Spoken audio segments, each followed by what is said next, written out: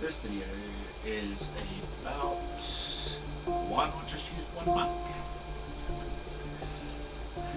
Right. The reason why I don't just use one Mac is because I do a lot of things.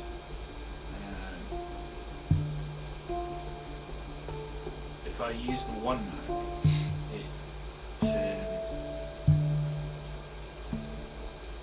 there'll be a lot of programs running at once, so i.e. Spotify, the internet, iMovie, music, and various other programs. So I basically delegate one Mac for certain things, another Mac for another set of things, and then the third Mac for another few things. If I'm doing, say, the internet and Spotify on one Mac,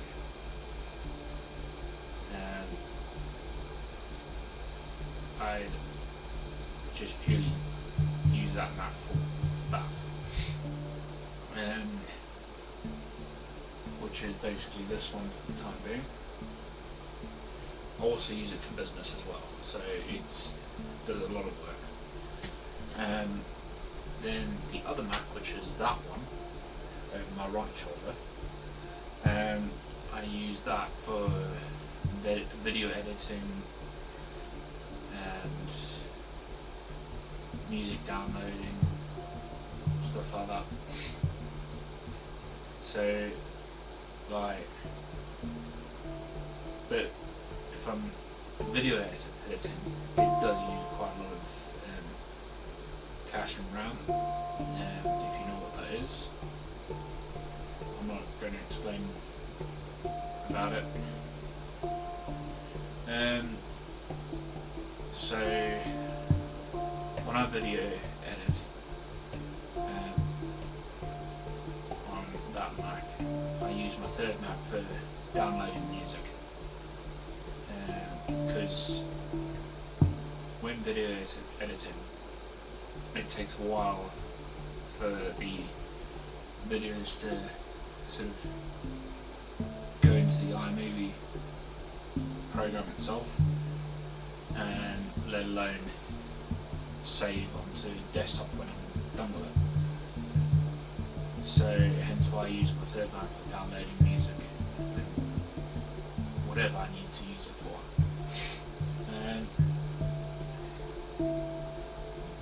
But when I'm not video editing, I'll just download music on that one.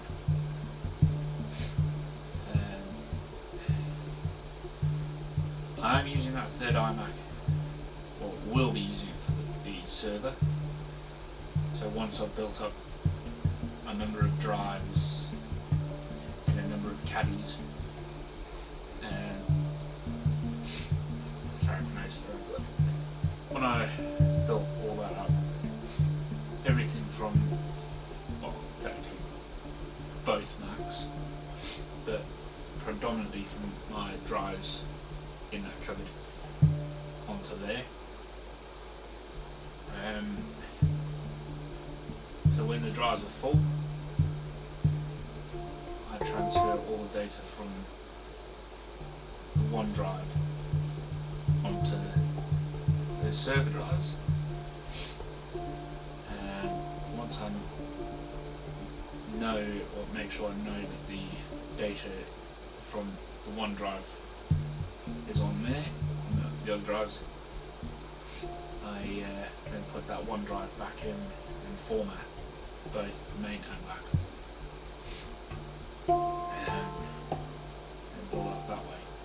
But obviously it'll take time, money and knowledge to actually do that sort of thing.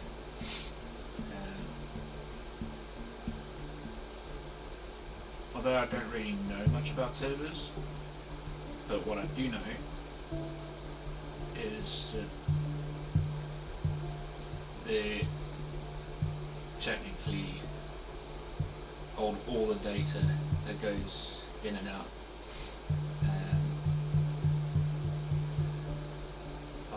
from other computers,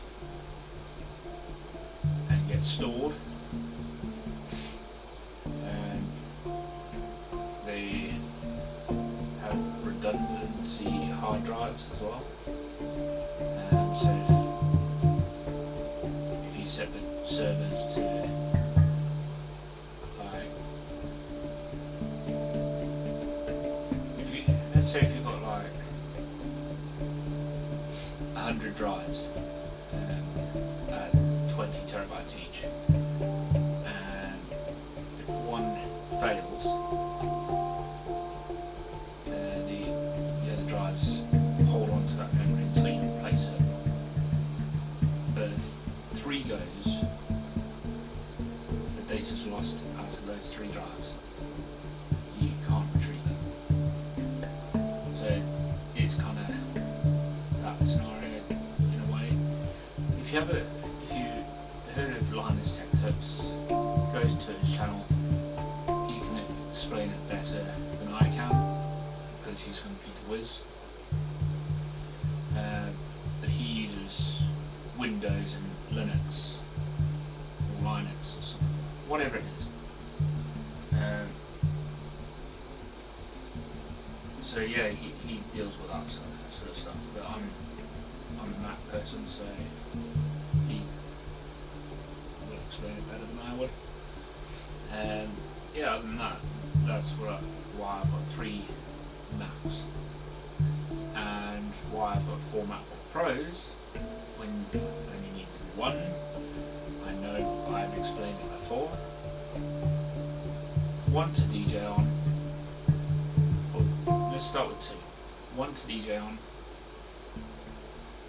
and 1 as a audio recording and backup for me. So there's 2 there already. The other 2 are pretty much backup of a backup and whatever. So if 1 fails, I can still call up another one and then go again, and until I can get that one that's failed repaired, and then default back to how I was going before. So hence why I've got more than 1 of almost everything, because it's the way I roll, and it's the thing nowadays that you have to have backups. I know with my active speakers I can't do that because they've got built-in amplifiers in the cabinets, and I'm not spending an extra 2k on speakers. There's no way. But yeah, this is about Macs, and why I've got 1 of each. So yeah, that's what I've got today, and I'll see you in the next video, guys. Take it easy.